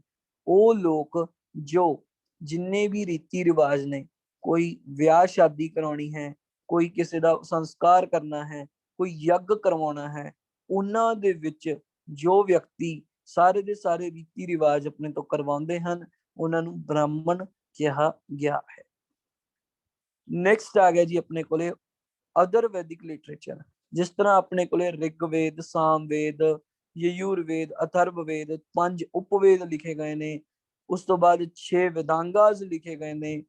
ਉਸ ਤੋਂ ਬਾਅਦ 18 ਪੁਰਾਣ ਲਿਖੇ ਗਏ ਨੇ। ਇਸ ਤੋਂ ਇਲਾਵਾ ਵੀ ਕੁਝ ਹੋਰ ਵੈਦਿਕ ਲਿਟਰੇਚਰਸ ਨੇ ਜਿਹੜੀਆਂ ਉਹ ਲਿਖੀਆਂ ਗਈਆਂ ਸੀ। ਮਤਰੈਣੀ ਸਭ ਤੋਂ ਪਹਿਲਾਂ ਹੈਗਾ ਜੀ ਮਤਰੈਣੀ। ਮਤਰੈਣੀ ਦੇ ਵਿੱਚ ਵੂਮਨ ਦੀ ਸਭ ਤੋਂ ਗੰਦੀ ਜੋ ਪੋਜੀਸ਼ਨ ਹੈ ਉਹ ਦਿਖਾਈ ਗਈ ਹੈ। ਤਾਂ ਐਗਜ਼ਾਮ ਦੇ ਵਿੱਚ ਡਾਇਰੈਕਟ ਕੁਐਸਚਨ ਆਉਂਦੇ ਨੇ, ਕਿਸ ਵੈਦਿਕ ਲਿਟਰੇਚਰ ਦੇ ਵਿੱਚ ਔਰਤ ਦੀ ਦੁਰਦਸ਼ਾ ਦਿਖਾਈ ਗਈ ਹੈ? ਸੋ ਆਂਸਰ ਕੀ ਹੈ ਜੀ? ਮਤਰੈਣੀ। ਔਰ ਉਸ ਤੋਂ ਬਾਅਦ ਹੈ ਜੀ ਮਨੂ ਸਮ੍ਰਿਤੀ। ਮਨੂ ਸਮ੍ਰਿਤੀ ਜਿਹੜੀ ਹੈ ਉਸ ਦੇ ਵਿੱਚ ਸ਼ੁੰਗ ਵਰਸ਼ ਬਾਰੇ ਪੂਰੇ ਦੇ ਪੂਰਾ ਗਿਆਨ ਹੈ ਜਿਹੜਾ, ਉਹਨਾਂ ਦੀਆਂ ਜਿਹੜੀਆਂ ਕਹਾਣੀਆਂ ਸੀਗੀਆਂ ਸ਼ੁੰਗ ਡਾਇਨੈਸਟੀ ਦੀਆਂ, ਉਹ ਮਨੂ ਸਮ੍ਰਿਤੀ ਦੇ ਵਿੱਚ ਲਿਖੀਆਂ ਗਈਆਂ ਹਨ। ਔਰ ਗੁਪਤਾ ਡਾਇਨੈਸਟੀ ਦੇ ਬਾਰੇ ਨਾਰਦ ਸਮ੍ਰਿਤੀ ਦੇ ਵਿੱਚ ਵੀ ਲਿਖਿਆ ਗਿਆ ਹੈ। ਇਸ ਤੋਂ ਬਾਅਦ ਆ ਗਿਆ ਜੀ ਉਪਨਿਸ਼ਦ। ਕੁੱਲ ਮਿਲਾ ਕੇ ਟੋਟਲ 108 ਉਪਨਿਸ਼ਦ ਹੁੰਦੇ ਹਨ। ਉਪਨਿਸ਼ਦ ਕੌਣ ਹੁੰਦੇ ਹਨ? ਜਿਹੜੇ ਬੱਚੇ ਕਿਸੇ ਗੁਰੂ ਦੇ ਆਲੇ ਦੁਆਲੇ ਬੈਠ ਕੇ ਗੁਰੂ ਤੋਂ ਗਿਆਨ ਪ੍ਰਾਪਤ ਕਰਦੇ ਹਨ, ਉਹਨਾਂ ਨੂੰ ਉਪਨਿਸ਼ਦ ਕਿਹਾ ਜਾਂਦਾ ਹੈ। ਇਹਨਾਂ ਉਪਨਿਸ਼ਦਾਂ ਦੇ ਵਿੱਚੋਂ ਸਭ ਤੋਂ ਵੱਡਾ ਉਪਨਿਸ਼ਦ ਹੈ ਮੁਕੰਦ ਉਪਨਿਸ਼ਦ। ਸਤਯਮੇਵ ਜਯਤੇ ਹੈ ਜਿਹੜਾ, ਉਹ ਮੁਕੰਦ ਉਪਨਿਸ਼ਦ ਤੋਂ ਹੀ ਲਿਆ ਗਿਆ ਹੈ। ਸੋ ਟੋਟਲ ਉਪਨਿਸ਼ਦ ਕਿੰਨੇ ਨੇ? 108, ਜਿਨ੍ਹਾਂ ਦੇ ਵਿੱਚੋਂ ਸਭ ਤੋਂ ਵੱਡਾ ਕਿਹੜਾ ਹੈ? ਮੁਕੰਦ ਉਪਨਿਸ਼ਦ। ਜਾਂ ਫਿਰ ਕੁਐਸਚਨ ਐਗਜ਼ਾਮ ਚ ਆਉਂਦਾ ਹੈ ਸਤਯਮੇਵ ਜਯਤੇ ਕਿੱਥੋਂ ਲਿਆ ਗਿਆ ਹੈ, ਕਿਸ ਉਪਨਿਸ਼ਦ ਤੋਂ ਲਿਆ ਗਿਆ ਹੈ? ਆਂਸਰ ਕੀ ਹੈ ਜੀ? ਮੁਕੰਦ ਉਪਨਿਸ਼ਦ ਤੋਂ ਲਿਆ ਗਿਆ ਹੈ। ਨੈਕਸਟ ਆ ਗਿਆ ਜੀ ਐਪਿਕ। ਐਪਿਕ ਯਾਨੀ ਕਿ ਬਹੁਤ ਵੱਡੀਆਂ ਸਟੋਰੀਜ਼, ਬਹੁਤ ਵੱਡੇ ਲੈਵਲ ਦੀਆਂ ਜਿਹੜੀਆਂ ਸਟੋਰੀਜ਼ ਨੇ। ਦੋ ਐਪਿਕਸ ਹੋਈਆਂ ਨੇ, ਮਹਾਭਾਰਤ ਅਤੇ ਰਮਾਇਣ। ਮਹਾਭਾਰਤ ਸਭ ਤੋਂ ਵੱਡੀ ਐਪਿਕ ਹੈ, ਜਿਸ ਦਾ ਨਾਮ ਜਯਾ ਸੰਹਿਤਾ ਵੀ ਹੈ। ਮਹਾਭਾਰਤ ਦਾ ਪੁਰਾਣਾ ਨਾਮ जया संहिता सी। और दूसरा जो एपिक है दैट इज रामायण। नेक्स्ट आ गया जी लास्ट अज दी जो इन्फॉर्मेशन है महाजनपद। हुण महाजनपद की हुंदे हन? देखो जी, जिस तरह मैं तुहानूं दस्सिया सी, आर्यन लोक रशिया तो एशिया दे विच आए ने और उन्हां दियां 5 अलग-अलग कबीले सीगे। ਹੁਣ ਆਰੀਅਨ ਲੋਕਾਂ ਤੋਂ ਬਾਅਦ ਵੀ ਬਹੁਤ ਸਾਰੇ ਕਬੀਲਿਆਂ ਦੇ ਵਿੱਚ ਲੋਕ ਅਲੱਗ-ਅਲੱਗ ਆਪਣੇ-ਆਪਣੇ ਛੋਟੇ-ਛੋਟੇ ਕਬੀਲੇ ਬਣਾ ਕੇ ਰਹਿਣ ਲੱਗ ਗਏ। ਕੁਝ ਛੋਟੇ-ਛੋਟੇ ਕਬੀਲੇ ਨੇ ਜਿਹੜੇ, ਉਹਨਾਂ ਨੂੰ ਕਿਹਾ ਜਾਂਦਾ ਸੀ ਜਨਪਦ। ਉਹਨਾਂ ਨੂੰ ਕੀ ਕਿਹਾ ਜਾਂਦਾ ਸੀ? ਜਨਪਦ। ਫਿਰ ਕੀ ਹੋਇਆ? ਬਹੁਤ ਛੋਟੇ-ਛੋਟੇ ਕਬੀਲੇ ਆਪਸ ਦੇ ਵਿੱਚ ਜੁੜਨੇ ਸ਼ੁਰੂ ਹੋ ਗਏ ਔਰ ਜੁੜ-ਜੁੜ ਕੇ ਇਹ ਟੋਟਲ 16 ਕਬੀਲੇ ਬਣ ਗਏ, ਜਿਨ੍ਹਾਂ ਨੂੰ ਆਪਾਂ ਮਹਾਜਨਪਦ ਦੇ ਨਾਮ ਤੋਂ ਜਾਣਦੇ ਹਾਂ। ਜਿਹੜੇ 16 ਕਬੀਲੇ ਨੇ, ਉਹਨਾਂ ਚੋਂ 2 ਕਬੀਲੇ ਇਸ ਸਮੇਂ ਪਾਕਿਸਤਾਨ ਚ ਨੇ, ਬਾਕੀ ਸਾਰੇ ਕਬੀਲੇ ਹਿੰਦੁਸਤਾਨ ਦੇ ਪਾਰਟ ਨੇ। ਜਿਹੜੇ ਜਿਹੜੇ ਪਾਕਿਸਤਾਨ ਚ ਸੀਗੇ ਉਹ ਕਿਹੜੇ ਨੇ? ਕੰਬੋਜ ਅਤੇ ਗੰਧਾਰ। ਇਹ ਪਾਕਿਸਤਾਨ ਦੇ ਮਹਾਜਨਪਦ ਸੀ। ਜਿਹੜੇ ਬਾਕੀ ਦੇ 14 ਨੇ ਉਹ ਹਿੰਦੁਸਤਾਨ ਦੇ ਮਹਾਜਨਪਦ ਨੇ। ਕਿਹੜੇ ਕਿਹੜੇ ਨੇ? ਕੁਰੂ, ਪਾਂਚਾਲ, ਕੌਸ਼ਲ, ਮਲ, ਕਾਸ਼ੀ, ਵਜੀ, अंग, मगध, वत्स, अश्मक, मत्स्या, सूरसेन, अवंती ਅਤੇ ਛੇਦੀ। ਇਹ 16 ਮਹਾਜਨਪਦ ਨੇ। ਇਹ ਸਮਝ ਲਓ ਵੀ 16 ਅਲੱਗ-ਅਲੱਗ ਕੀ ਨੇ? ਕਬੀਲੇ ਨੇ, ਜਿਨ੍ਹਾਂ ਦੇ ਵਿੱਚੋਂ 2 ਕਬੀਲੇ ਪਾਕਿਸਤਾਨ ਚ ਸੀ ਔਰ 14 ਕਬੀਲੇ ਹਿੰਦੁਸਤਾਨ ਸੀਗੇ। ਇੱਥੇ ਤੱਕ ਆਪਣਾ ਪੂਰੇ ਦਾ ਪੂਰਾ ਵੈਦਿਕ ਕਾਲ ਦੇ ਵਿੱਚ ਜਿੰਨੀ ਵੀ ਇਨਫੋਰਮੇਸ਼ਨ ਸੀ ਉਹ ਸਾਰੀ ਦੀ ਸਾਰੀ ਆਪਣੀ ਕੰਪਲੀਟ ਹੋ ਚੁੱਕੀ ਹੈ। ਵੈਦਿਕ ਕਾਲ ਦੇ ਵਿੱਚ ਜਿੰਨੀ ਵੀ ਡਿਟੇਲ ਸੀ ਉਹ ਮੈਂ ਤੁਹਾਨੂੰ ਆਲਰੇਡੀ ਕਰਵਾ ਚੁੱਕਿਆ।